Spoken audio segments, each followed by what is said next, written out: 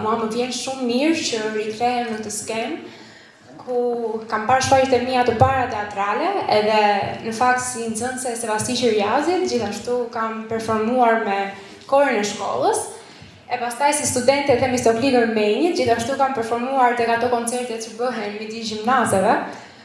Po për më tepër, më vjen shumë mirë që hes sy nga ju edhe shoh njerëz që njoh, njerëz me të cilët jam rritur.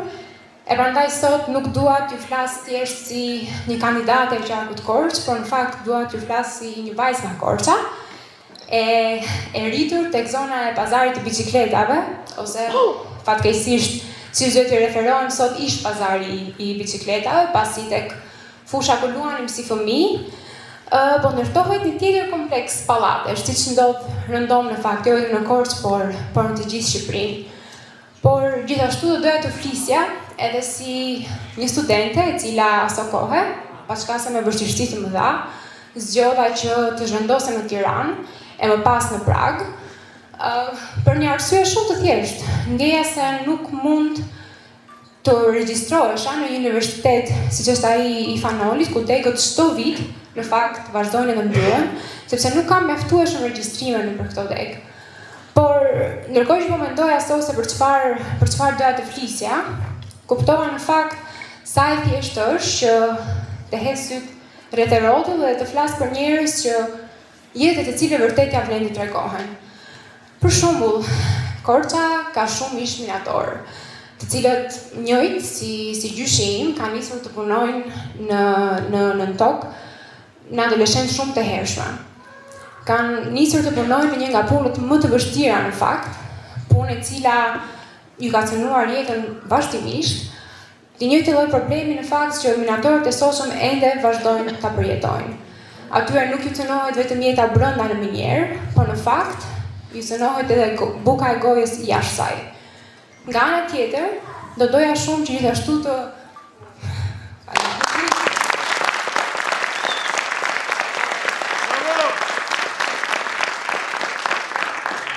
Gjyshi shpesh më tregonte histori edhe një prej atyre që më ka treguar është se si përpara se të futeshin në galeritë e minjerave, i uronin njëri tjetrin jetën, sepse nuk e dinin nëse do dilnin gjallë nga atje.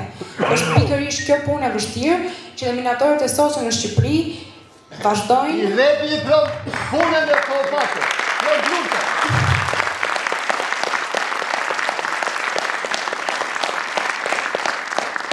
Gjyshi im punoi tek minjera e Mbojë Dranovës deri në mbyllje të saj, por ai në fakt nuk jetoi për ta marrë statusin e minatorit. Ai ndroi jetë njëjtë si shumë bashkëmoshatar të tjerë në fakt të tij nga sëmundjet e profesionit. Në fakt u pagua me një pension i cili nuk e mbajti as gjallë. E pastaj nuk ishte në fakt e zorshme që të më shkonin mendimet e gratë korçare, shumica të cilave janë punëtore fasonerie, njëjtë si mami im, tezet e mia.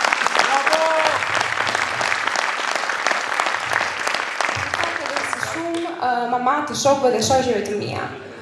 Është një industri që ka si e punësim, po me çfarë kosto? Me paga qesharake, me mungesë të kushteve të punës, me mungesë të respektit ndaj punonjësve, me ditë pushim të papaguara, po edhe në fakt nga ana tjetër ndonjëherë me as ditë pushim në javë. Me sklever. Me orare shumë të zgjuara. Patjetër shpesh herë në për këto ambjente pune mungon edhe respekti ndaj punonjësve. Pra gratë tona ngrihen në 5 të mëngjesit, punojnë me norma që rriten çdo herë më shumë, e gjithsesi paguhen njësoj, e kthehen në darkë, duke ditur se do dalin në pension, e këto vite të pasiguruara do të jenë një shuplak e rëndë në fytyrë që zoshtë do i japë edhe pensionin më minimal. E po kjo nuk është punë, në fakt, kjo është shfrytëzim modern.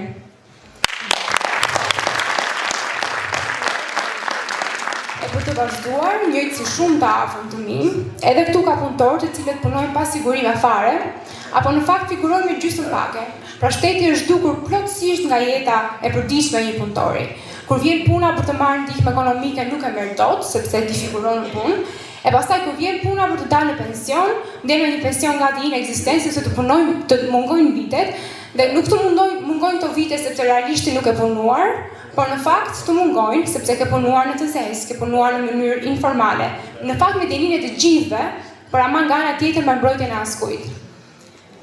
Po gjithashtu doja të bëja një pyetje, se njëjtë si kushërinj të mi edhe miq të mi, sa nga ju njihni të rinj që punojnë nëpër bare, nëpër restorante pa kontrata, punojnë me orare jashtëzakonisht të gjata e me asnjë ditë pushim. Në një formë anashkalohet zhvillimi i drejtë ekonomik, pra nuk përfitohet nga gjithë komuniteti, por përfitohet vetëm nga një grusht njerëzish. Ne me grupin e Korçës, me Petron, me Grisilin, me Angelon, kemi qenë në fakt në shumë rrethina të Korçës, kemi qenë në fshatra të Korçës. Edhe kur flasim zakonisht me pensionistë, na thonë se sa shumë i mërmalli të dëgjojnë zëra fëmijësh. Edhe refreni i përhershëm vjen në formë pyetjeje. Na pyesin fëmijët, a do na i ktheni dot?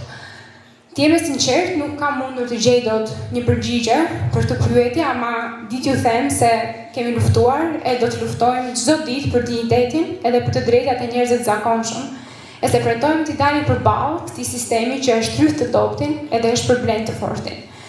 Ne jemi këtu për t'i dhënë zë punëtorit, ngruas në fasoneri, të moshuarit në pension, bujkut e fermerit, studentit në auditor, e ne jemi lëvizja bashkë, sepse vetëm bashkë mund ta ndrejshim këtë vend, duke u ngritur vetë me zë, me votë, por mbi të gjitha me guxim. Faleminderit.